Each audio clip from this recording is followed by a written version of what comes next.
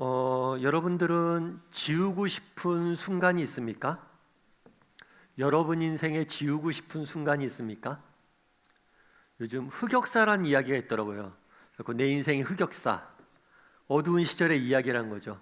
그래서 흑역사를 지우고 싶은 과거의 기록들, 그런 게 있다고 그러더라고요. 사실 그건 개인의 뿐만이 아니라 국가나 공동체도 마찬가지죠. 우리나라도 흑역사가 있을 수 있겠죠. 특별히 지우고 싶은, 아마 근현대사가 그런 것 같아요. 일제 침략을 받고 국권을 뺏기고, 정말 우리 역사 속에서 가장 치욕적이고 정말 가장 어두웠던 암울했던 시절의 역사들이 있습니다. 그런 흑역사들의 시절들이 있죠. 그럼에도 불구하고 우리가 근현대사를 배우는 이유는 그렇게 암울한 시대이지만 그것들을 통해서 우리가 또한 배울 것이 있기 때문이에요. 오늘 우리가 함께 읽은 본문은 아담과 하와가 하나님의 명령에 불순종해서 선악과를 따먹는 장면입니다. 어쩌면 인류 역사 속에서 가장 지우고 싶은, 가장 없애고 싶은 흑역사가 아닐까 싶습니다. 만약 그때 그들이 그렇게 불순종하지만 않았다면 우리의 역사는 달라졌을 것이기 때문입니다. 그만큼 오늘 본문에 등장하는 하와와 아담의 선택은 우리 인류 역사에 많은 영향을 미쳤어요. 그럼에도 불구하고 우리가 이것들을 배워야 되는 이유는 무엇이냐면 그것들을 통해서 우리가 배울 수 있는 교훈이 있기 때문입니다. 저는 오늘 여러분과 함께 정말 어쩌면 인류의 흑역사라고 할 수 있는 아담과 하와가 하나님 앞에 불순종했던 이야기를 좀 살펴보길 원합니다. 이것들을 통해서 우리가 배울 수 있는 것은 무엇인지, 어떻게 하면 우리가 그러한 실수를 반복하지 않을 수 있을지에 대해서 여러분과 몇 가지 이야기를 나눠봤으면 좋겠습니다. 먼저 첫 번째로 살펴보길 원하는 것은 1절 말씀을 다시 한번 읽어보았으면 좋겠습니다. 같이 읽겠습니다. 그런데 뱀은 여호와 하나님이 지으신 들짐승 중에 가장 강교하니라. 뱀이 여자에게 물어 이르되 하나님이 참으로 너희에게 동산 모든 나무의 열매를 먹지 말라 하시더냐. 뱀이 등장을 합니다. 그래서 이 뱀의 유혹에 빠져서 하와가, 여자가 선악과를 따먹었다, 우린 이렇게 알고 있어요. 그럼 이 뱀은 도대체 어떤 존재일까요? 사실 뱀에 대한 정보가 성경에 많이 등장하지 않습니다. 그가 어떤 외모를 가지고 있었는지, 우리가 지금 보는 그 뱀이 그 뱀인지, 아니면 그의 본성은 뭔지, 그가 어떻게 말을 할 수 있었는지, 이런 것들에 대해서는 알려져 있지 않아요. 아마 신약에서는 이 뱀을 마귀로 규정하고 있습니다. 그래서 많은 신학자들이 타락한 천사가 뱀의 모습으로 나타난 것이 아니겠느냐, 이렇게 보고 있어요. 그런데 오늘 본문에서는 뱀에 대한 많은 정보를 주지 않습니다. 다만 이렇게만 표현되어 있어요. 뱀은 하나님이 지으신 들짐승 중에서 가장 간교하니라. 이 간교하다라는 표현은 우리가 나라 언어로 간교하다라고 되어 있기 때문에 굉장히 부정적이에요. 머리가 안 좋은 쪽으로 좋은 거죠. 나쁘게 좋은 거예요. 그런데 사실은 이 간교하다는 말의 원어를 보면 중립적인 표현입니다. 그냥 그래서 이 간교하다고 표현되어 있지만 지혜롭다 정도가 맞아요. 중립적인 거예요. 굉장히 똑똑한 동물이었어요. 그런데 오늘 본문에서는 분명히 밝히고 있습니다. 그건 뭐냐면 여호와 하나님이 지으신 뭐라고요? 들짐승이다. 그럼 왜 이 들짐승이라는 표현을 강조했을까요? 왜 이 정보만 주었을까요? 결국에 뱀도 뭐에 불과하다는 거예요? 피조물에 불과했어요. 특별히 하나님께서 세상을 지으시고 인간에게 그런 명령을 주십니다. 너희가 이 모든 것들을 다스리라. 뱀은 하나님의 피조물일 뿐만 아니라 인간이 다스리고 인간이 돌봐야 될 대상이었어요. 그런데 문제는 뭐였냐면 인간이 이 세상 모든 만물을 지으신 하나님의 말을 들은 게 아니라 하나님에게 지음받은 피조물, 우리가 다스려야 될 피조물의 말을 들은 거예요. 여러분, 만약에 여러분들이 병에 걸렸다고 가정해 봅시다. 여러분이 병에 걸렸으면 병이 낫기 위해서는 의사의 말을 들어야 됩니까? 환자의 말을 들어야 됩니까? 의사의 말을 들어야죠. 환자의 말을 들을 수는 없어요. 세상을 지으신 분이 누구예요? 하나님이에요. 하나님의 말을 들어야지 왜 지음받은 피조물의 말을 듣습니까? 많은 사람들이 그런 얘기를 하죠. 왜 하나님께서 뱀을 만드셔서 뱀의 유혹만 없으면 우리가 이런 잘못을 저지르지 않았을 텐데, 뱀의 유혹에 빠지지 않았을 텐데. 그런데 그렇지 않아요. 뱀은 대단한 능력이나 대단한 무엇인가를 가진 존재가 아니에요. 성경은 그냥 밝히고 있습니다. 이것은 하나님이 지으신 들짐승 중에 하나일 뿐이다. 문제는 피조물을 지으신 하나님의 이야기를 들은 게 아니라 피조물의 이야기를 들은 우리가 문제인 거예요. 뱀은 대표적인 상징일 뿐입니다. 이 세상에 하나님이 지으신 모든 피조물들은 또한 우리에게 유혹의 대상이 될 수가 있어요. 뱀이 있고 없고의 문제가 아니에요. 우리가 정말 세상을 지으신 하나님의 말씀을 순종하지 않고 피조물의 뱀의 말에 순종했다는 거예요. 그런데 이 뱀이 어떻게 하와한테 이야기를 하냐면, 처음에 뭐라고 이야기하냐면, 여자에게 물어 이르되 하나님이 참으로 너희에게 동산 모든 나무의 열매를 먹지 말라 하시더냐. 원래 하나님께서는 세상을 지으셨어요. 에덴을 지으시고 에덴에 인간을 두셨어요. 그리고 인간에게 뭐라고 얘기했냐면, 이 에덴에 있는 모든 나무의 열매를 먹어라. 너가 정말 먹고 즐기고 임의로 자유롭게 먹고 즐기고 정말 행복하게 지내라 라고 이야기를 했어요. 그런데 뭐라고 이야기합니까? 하나님이 이 모든 걸 먹지 말라고 했냐? 그럼 왜 이런 질문을 했을까요? 의도적으로 하나님의 명령을 왜곡한 거죠. 말씀을 왜곡한 거죠. 왜 이런 얘기를 했을까요? 하나님은 모든 걸 먹으라고 그랬어요. 자유롭게 누리라고 그랬어요. 그런데 이 질문의 뜻대로 보면 하나님이 우리를 억압하고 우리의 자유를 제한하고 우리가 행복해지는 것을 바라지 않는 분은, 먹지 않게 하는 분으로 몰아간 거예요. 다르게 이야기하면 뱀이 왜 이런 질문을 했을까요? 의심하라는 거예요. 뭘 의심합니까? 하나님의 동기를, 하나님의 사랑을, 하나님의 선하심을 의심해 보라는 거예요. 이 뱀의 말은 오늘 사는 우리도 마찬가지예요. 우리가 겪고 있는 일이기도 합니다. 세상은 끊임없이 우리로 하여금 하나님을 의심하라고 이야기합니다. 예를 들면 그런 거죠. 인생에 어려움이 있습니다. 고난이 닥칩니다. 그러면 얘기하는 거예요. 왜? 하나님이 널 사랑하잖아. 그런데 널 사랑하는데 왜 이런 어려움들 너에게 허락해? 하나님 널 사랑하는 게 아니야. 네가 그렇게 예수님 잘 믿는데 네 인생에 왜 이런 어려움이 있어? 자녀를 위해서 그렇게 기도했는데 왜 자녀가 대학 입시에 떨어지고 왜 자녀에게 안 좋은 일이 생겨? 부모님을 위해서 그렇게 열심히 네가 애쓰고 노력하고 봉양하는데 왜 부모님이 이 몹쓸 병에 걸려? 하나님이 널 사랑하지 않는 거야. 하나님의 사랑에 의심하게 만들죠. 또 고난이 없을 때는 어떻습니까? 인생이 평온합니다. 아무 일이 없어요. 인생이 너무나 즐거워요. 봐, 하나님 없어도 되잖아. 하나님 없어도 잘 사는데 너 왜 하나님 자꾸 믿으려고 그래? 하나님 없어도 너 괜찮아. 끊임없이 세상은 우리에게 이야기하죠. 하나님을 의심하라고. 하나님의 사랑과 선함과 존재를 의심하라. 실제로 우리도 이런 생각이 많이 들 때가 있습니다. 정말 예수를 내가 잘 믿으려고 노력하고 애쓰는데 왜 내 삶에 이런 어려움들이 있고, 왜 내 인생에 이런 고난들이 있고, 왜 내 인생이 이렇게 잘 안 될까? 왜 기도하는데 이렇게 응답이 안 될까? 하나님이 우리를 사랑하지 않는 건 아닐까? 정말 내가 행복하는 것을 바라지 않는 건 아닐까? 세상은 끊임없이 우리를 이렇게 하나님을 의심하라 유혹하고 우리도 이런 생각이 들 때가 있습니다. 그럼 이에 대한 하나님의 답은 무엇일까요? 로마서 8장 32절엔 이렇게 이야기합니다. 로마서 8장 32절 말씀 같이 한번 읽어볼까요? 같이 읽겠습니다.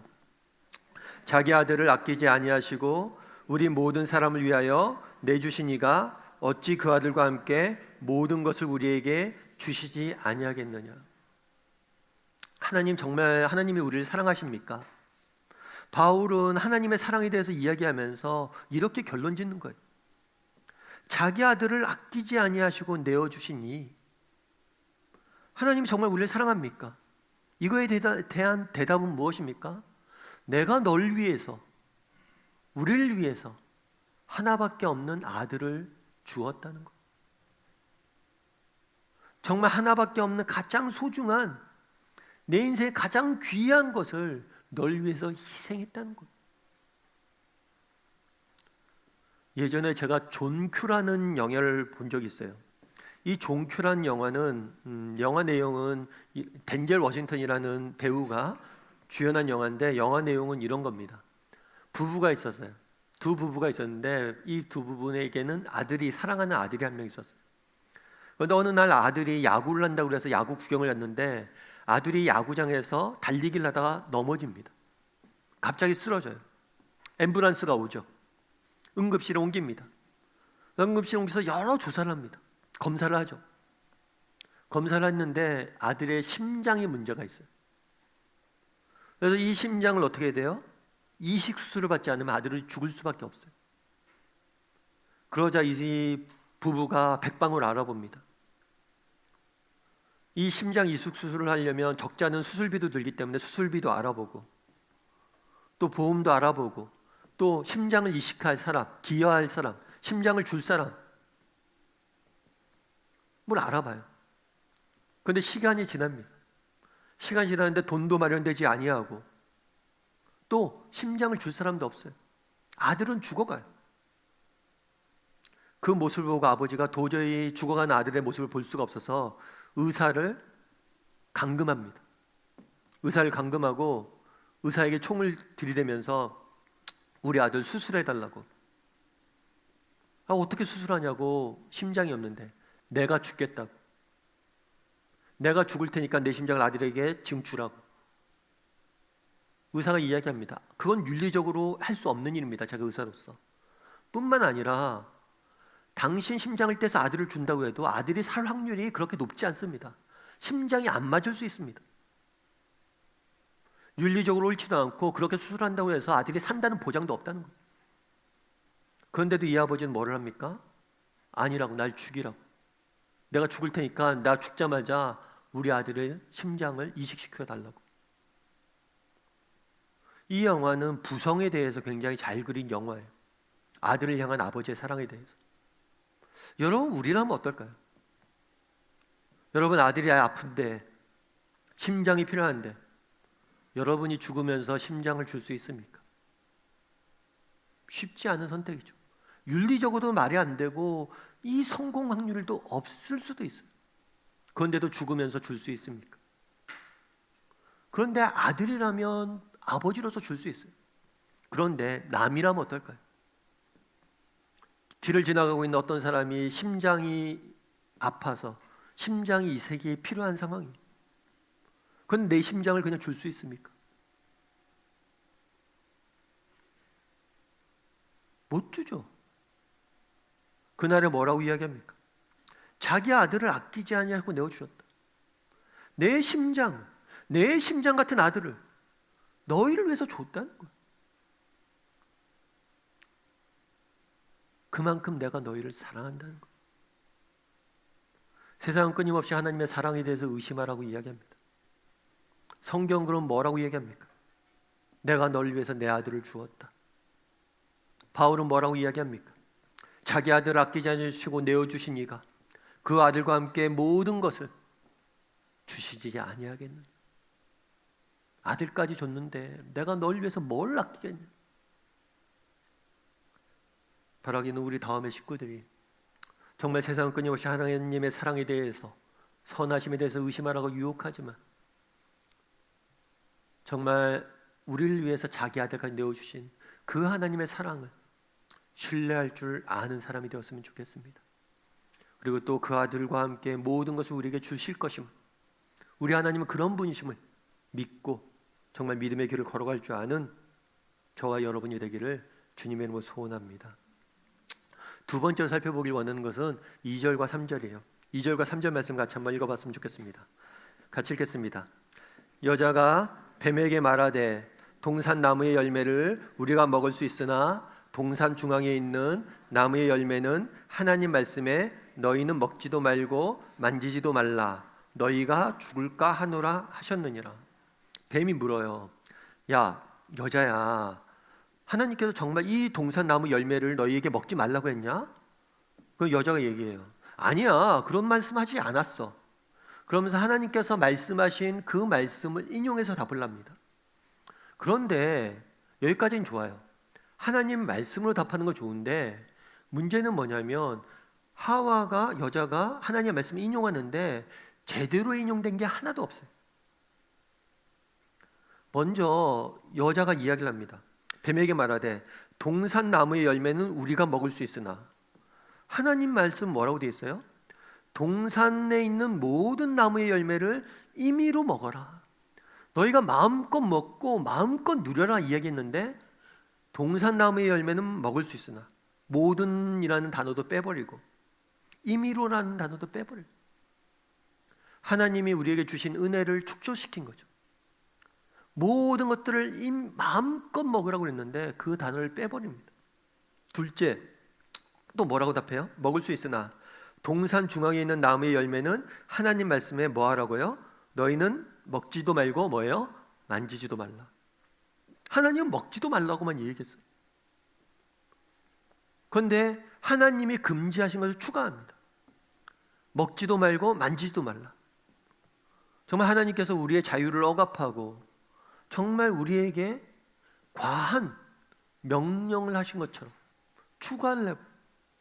뿐만 아니라 마지막엔 뭐라고 돼요? 너희가 죽을까 하노라.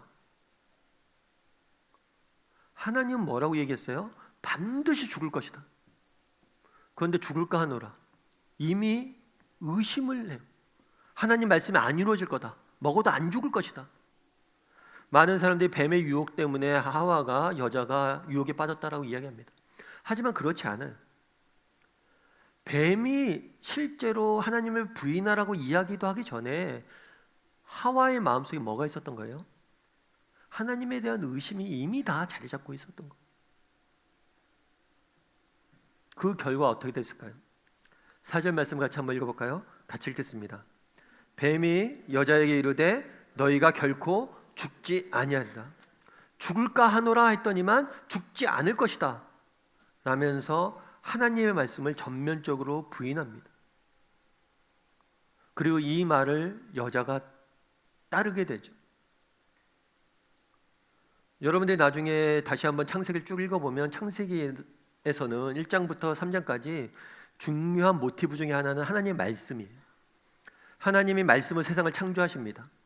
그 다음에 세상을 창조하실 때마다 항상 하셨던 얘기가 보시기에 좋았더라 좋았더라 그래요.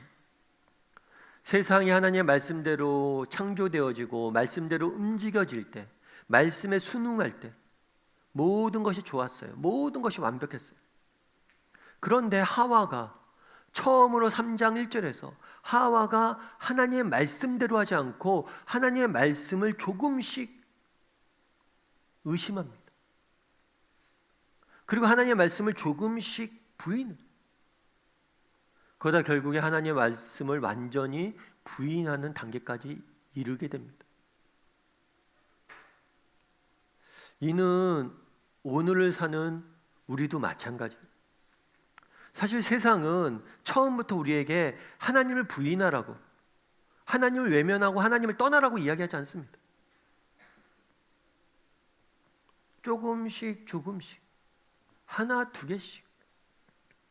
제가 알던 예전에 집사님 한 분이 계신데 같이 이제 훈련을 받았던 집사님이, 제자 훈련을 받았던 집사님인데 그 집사님한테 이렇게 훈련 받고 나서 이런 얘기를 했어요.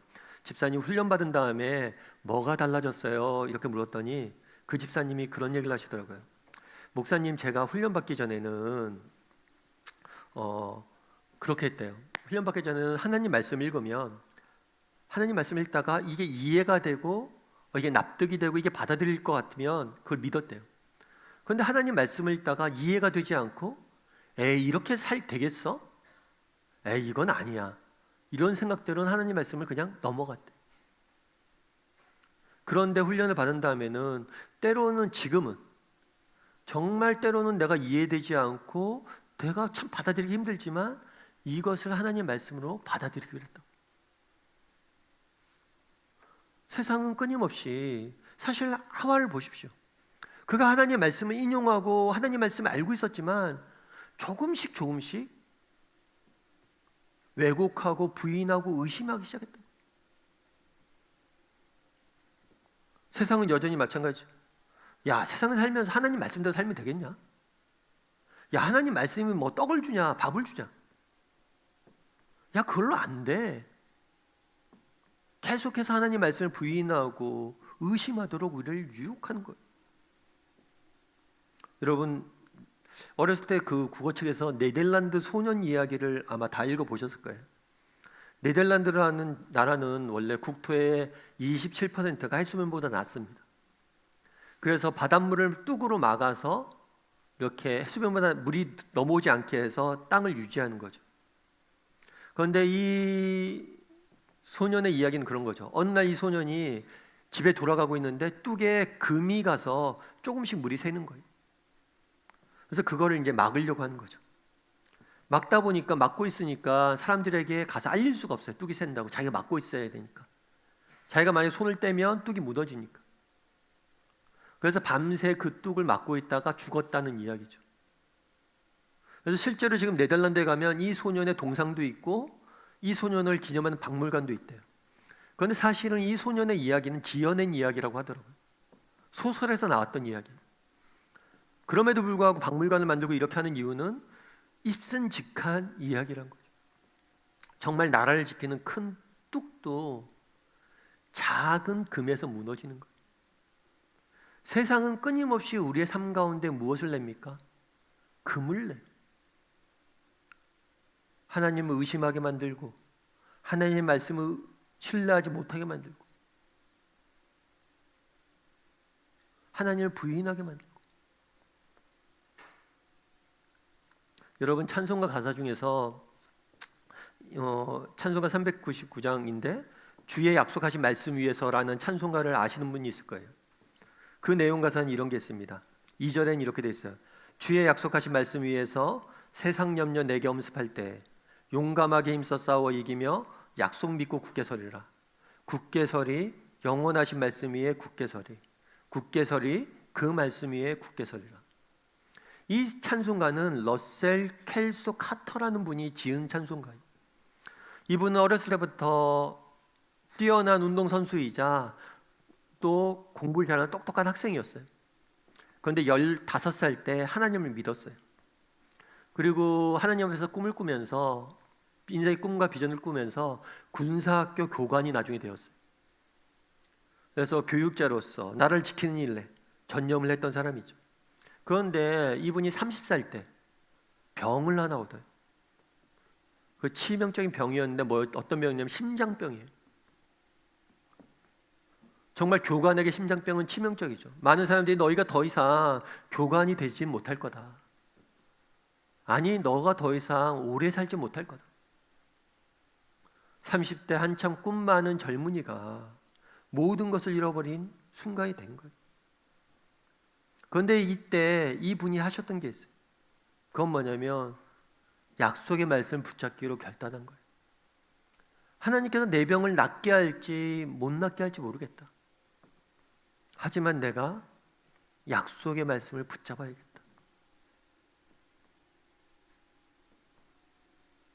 그래서 하나님의 말씀을 신뢰하기로 한 거예요. 이 찬송가 가사가 그렇게 나온 거예요. 세상의 불안과 염려가 엄습해할 때 내가 약속을 믿고 살겠다. 하나님이 은혜 주셔서 이분이 정말 심장병이 있었음에도 불구하고 이후에 50년 동안 더 살면서 정말 하나님 나라를 위해서 큰 일들을 하십니다. 세상은 끊임없이 뭐라고 이야기합니까?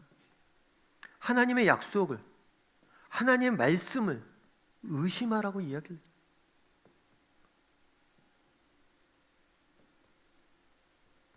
바라기는 우리 다음의 식구들이 정말 때로는 내가 살다 보면 이해 안 되는 상황들이 있을 수 있어요. 정말 받아들이기 힘든 순간들이 있을 수 있습니다. 그럴 때라도 약속의 말씀을 붙잡을 수 있어야 돼요. 정말 그 약속의 말씀을 붙잡을 때 그 말씀이 우리를 지킬 거예요. 바라기는 우리 다음의 식구들이 늘 약속의 말씀을 붙잡고 그것들 의지하고 신뢰하고 살아갈 줄 아는 저와 여러분이 되기를 주님의 이름으로 소원합니다. 세 번째로 살펴보길 원하는 것은 5절과 6절 말씀 같이 한번 읽어봤으면 좋겠습니다. 5절과 6절 말씀 같이 읽겠습니다. 너희가 그것을 먹는 날에는 너희 눈이 밝아져 하나님과 같이 되어 선악을 알 줄 하나님이 아심이니라. 여자가 그 나무를 본즉 먹음직도 하고 보암직도 하고 지롭게 할 만큼 탐스럽게도 한 나무인지라. 여자가 그 열매를 따먹고 자기와 함께 있는 남편에게도 주매 그도 먹으니라. 뱀은 하와에게 말합니다. 하와가 죽을까 하노라 했더니 뭐라고 얘기하냐면 너희 아니야, 너희 죽지 않아. 오히려 너희들 죽지 않고 뭐가 된다고요? 그걸 먹으면 너희 눈이 밝아져 하나님과 같이 되어 선악을 알 줄 하나님이 아심이라. 선악을 너희가 알게 될 거라고 이야기를 해요. 그러면 선악을 안다는 말의 의미는 무엇일까요? 우리는 흔히들 이 선악을 안다라고 하면 지적으로 선악을 옳고 그름을 안다라고 생각하기 쉬운데 그게 아니에요. 하나님께서 우리를 지적인 존재로 지으셨습니다. 우리는 선악과를 먹기 전에도 이미 무엇이 옳고 그른지 알고 있었어요. 무엇이 옳고 그르고 무엇이 잘못된 건지 알 수 있었어요. 하나님께서 인간을 짓고 인간에게 시킨 일 중에 하나가 뭐냐면 동물들의 이름을 짓는 거예요. 보고 판단해서 다 결정할 수 있어요. 알아요. 선악을 이미 알아요. 지적인 능력이 생긴다는 의미가 아니에요. 그럼 이 선악을 안다는 말의 의미는 무엇일까요? 그것은 뭐냐면 하나님이 하나님같이 되어 라는 말의 의미가 담겨져 있는 거예요. 뭐냐면 선악을 안다는 것은 선악의 결정권을 의미해요. 우리가 선과 악을 결정할 수 있는 결정권을 가져서 무엇처럼 되는 거예요? 하나님처럼 되는 거예요. 달리 이야기하면 내가 하나님이 돼서 무엇이 옳고 그른지 판단하고 그것대로 살게 된다는 거예요. 결국에 선악과의 본질은 뭐냐? 우리가 하나님이 되어서 내 인생에 무엇이 좋은지 옳은지 판단하고 내 힘과 내 능력으로 살아가게 되는 거예요. 이게 선악과의 본질입니다. 왜 그날에 하와와 아담이 선악과를 따먹었습니까? 스스로 하나님이 되고자 했기 때문이에요. 내가 하나님이 되어서 하나님 없이 살길 원했던 거예요. 많은 사람들이 그러죠. 왜 하나님께서 선악과를 만들어서 인간을 시험했냐고. 선악과가 없었으면, 애초에 선악과가 없었으면 우리는 이렇게 죄 짓는 일도 없지 않았겠냐고. 그런데 그렇지 않아요.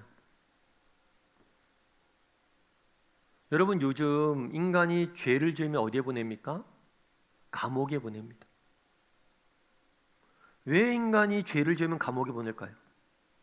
예전처럼 감옥에 가서 고문을 당하고 감옥에 가서 형벌을 받고 매를 맞고 이러지 않아요. 감옥에 가면 오히려 좋은 점도 있죠. 감옥에 가서 밥도 주고 잠자리도 재워줍니다. 고통을 악의적으로 가하지도 않아요. 그런데 왜 감옥에 가는 것이 형벌입니까? 감옥의 본질은 인간에게서 자유를 뺏는 거예요. 임마누엘 칸트는 인간 본연의 가장 중요한 특성은 자유에 있다라고 말해요. 자유라 말로 인간 존엄과 행복의 원천이다 이야기. 감옥은 자유를 뺏는 게 형벌인 거예요. 하나님께서 왜 선악과를 두셨습니까? 인간에게 자유를 준 거예요. 정말 네가 하나님인 나와 살기 싫으면, 나 없이 네가 하나님이 돼서 스스로 살아가길 원한다면 그렇게 살라는 거예요.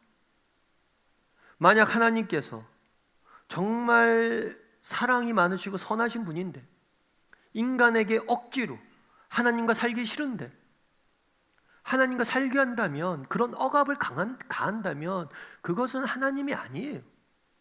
선한 분이 아니에요. 이 선악과는 정말 하나님께서 우리에게 선택권을 주신 거예요. 자유를 주신 거예요. 나와 함께 살고 싶으면 나와 함께 살고, 너와 함께 너가 하나님이 돼서 살고 싶으면 살라는 거예요. 그런데 왜 선악과라고 이름을 지었습니까? 그런데 말이다, 네가 스스로 하나님 돼서 살아가게 되면 악이 무엇인지, 고통이 무엇인지 알게 될 거다. 하나님 없는 삶의 비참함이 뭔지 그때는 네가 정말 경험해서 알게 될 거다. 그러니까 그러지 말고 나와 함께 있어라, 이야기하는 거예요. 그런데 하와는 어떻게 했습니까? 먹음직도 하고 보암직도 하고 지혜롭게 할 만큼 탐스럽기도 해서 그걸 먹게 되죠. 남편에게 줬더니 남편도 먹었습니다. 하와가 아담을 유혹했다는 말은 없어요. 아담은 하와와 같이 행동한 것. 최초의 인간인 아담과 하와는 하나님처럼 되고자 해서 그 선악과를 따먹은 거예요. 지금도 마찬가지입니다. 여전히 세상은 무엇이라고 이야기합니까? 너희가 하나님이 되어서 스스로 살라는 것.